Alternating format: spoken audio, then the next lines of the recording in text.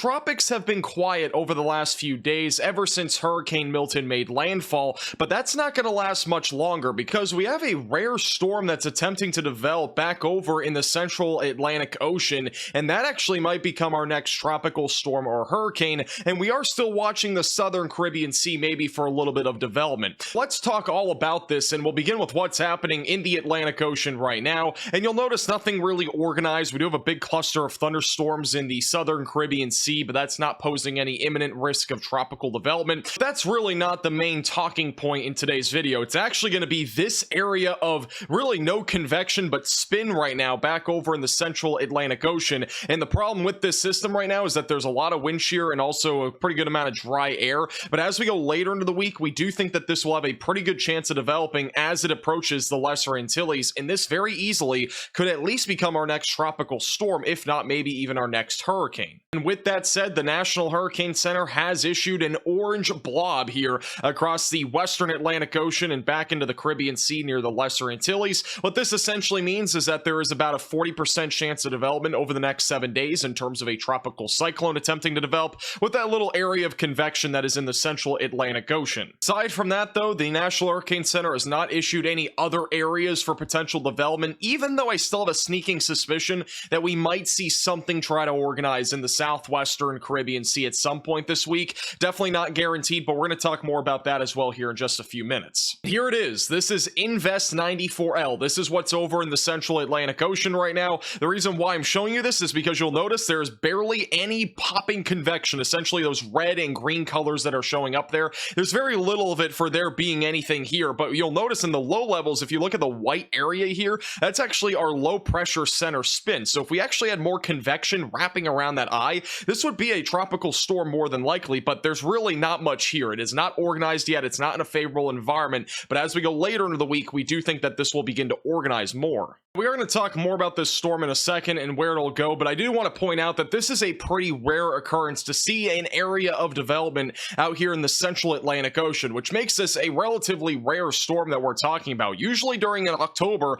we are talking about development that's either happening in the Caribbean Sea or somewhere back over in the Gulf of Mexico. This is more typical for September, where we get these systems that track here across the central Atlantic Ocean, but the water temperatures are still well above average, which means that this system is going to thrive a bit more as it moves towards the west, towards the Lesser Antilles. Now let's talk about the where. Where is this exactly going to be going over the next 7 to 10 days? Well, over the next 7 days, most computer models are in pretty good consensus that this will continue to track to the west, moving towards somewhere like the Lesser Antilles or even Puerto Rico or even back over near Haiti and the Dominican Republic, and eventually perhaps towards the Bahamas, maybe eastern Florida, maybe even back over near Cuba. That's the consensus right now over the next 7 to 10 days from the computer models. Now, the ensemble members are also in similar consensus. This also shows the intensity, and notice all that blue? That is basically indicating that there will be very little to no development over the next few days, but we do think as this gets closer to land, back over maybe near the Dominican Republic, for example,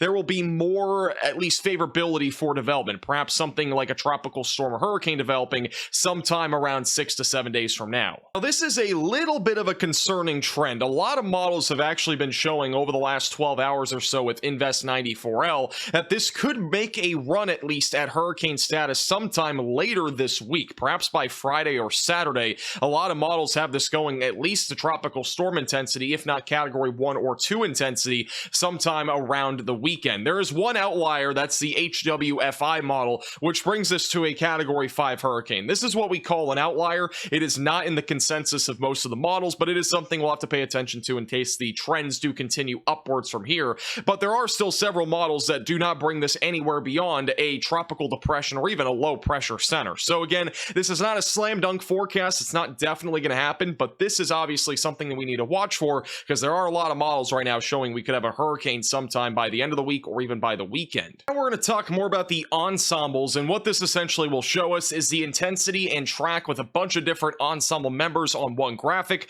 with the tropical disturbance in both the central Atlantic Ocean and then maybe the one that could develop in the southwestern Caribbean Sea. So let's begin with the next couple of days. This is Tuesday into Wednesday. The GEFS ensembles have been very consistent on showing something developing in the southwestern Caribbean Sea for the last several days. Now, that doesn't necessarily mean that this will definitely develop, but it is something to watch for because a lot of the ensemble members here do show this intensifying into a tropical storm or hurricane by Thursday into Friday, and even a couple of them leaking this into the Gulf of Mexico. There's only one model right now that brings this anywhere near Florida, and then the others have this crashing into the Yucatan Peninsula. So that would essentially be, I would say, not great news if you're in the Yucatan, but it's at least good that Florida does not seem to be in the direct path of maybe at least this particular system that might develop.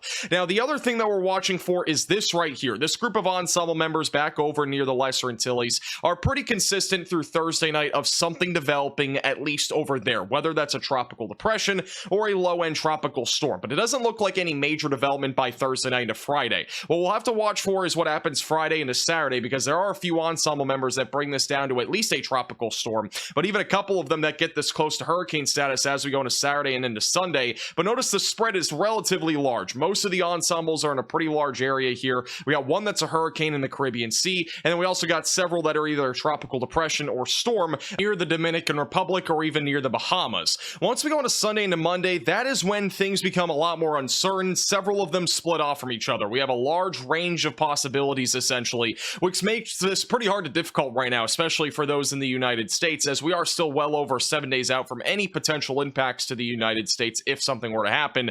But I do want to point out that they are all over the place. Again, we got several that bring this to at least a tropical storm, even a low-end hurricane, and then some of them are back over in the Caribbean Sea. And then this right here that you see, that would be from whatever's coming out of the Southwest Caribbean Sea, if that even happens. And again, that is currently an outlier. So right now, a lot of uncertainty with this, but I do think there will be at least some development, and I do think we'll get a named storm over the next 7 to 10 days. Whether it becomes something that is a big risk to the United States remains very uncertain, but I think at least for right now, it does not look to be a major problem for the United States. I think it'll be a bigger problem for those in the Lesser Antilles and also the Dominican Republic, Haiti, and even Puerto Rico if this is actually able to develop. The GFS model, which has been very accurate so far this season when it comes to hurricanes, is still indicating very minimal development through about Thursday, maybe a tropical depression or a low-end tropical storm forming. It also has another system developing in the southwestern Caribbean Sea. Again, we don't really know if that's going to happen. It is something we'll be monitoring, though. And then as we go into the weekend, that is when we could see some more rampant development, maybe into a stronger tropical storm near the Dominican Republic and Haiti. But notice how it interacts with a lot of land. That is the one thing that could end up weakening the storm before it ever even gets close to the United States. So that'll be something to watch for. The GFS model kind of has that spinning out as we eventually go into the following week. And then after that, not really much happening in the tropics. So it does look to stay at least a little bit quieter. Now, back closer to home, we are going to have a cold blast over the next few days, mainly impacting the eastern tier of the United States. A ridge will build across the Great Plains as we go later into the week, and that'll bring some heat back. And then we'll also have a bowling ball trough by the weekend. That could bring some severe weather maybe to the central and southern plains, but it does remain very uncertain if we're actually going to get the proper ingredients for something like that happening. Cold air is going to be dominating the eastern tier of the United States all week long. Many of you on yesterday's video were like, where's the cold weather in like Brooklyn, for example? It was like 70 degrees. Well, if you went 20 miles north, it was in the 40s. It was a major difference. You will definitely be feeling the colder air today and tomorrow as this cold air continues to usher down to the south. Florida even will be getting into the fun with that as we go later into the week. And then the heat will start to build back up as we go into the weekend across the Midwest, Ohio Valley, and Northern Plains. And then no other cold shots in the near future, at least for right now. The GFS model long-term not really bringing any cold weather for Halloween, but again, that is still very far out from now. Obviously, many of you probably thinking about trick-or-treating here pretty soon.